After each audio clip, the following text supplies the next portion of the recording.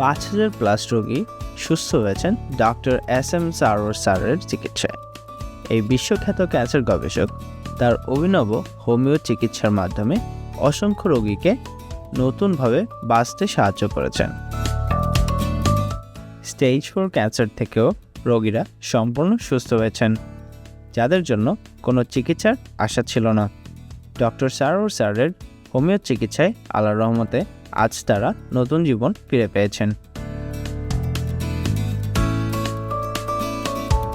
সুতরাং সিরিয়াল দেওয়ার জন্য আজই যোগাযোগ করুন নিচে দেওয়া নাম্বারে। ডক্টর সারোয়ার স্যার রোগী দেখেন শনিবার থেকে সোমবার ঢাকা পল্টন এবং মঙ্গলবার থেকে বৃহস্পতিবার হবিগঞ্জ।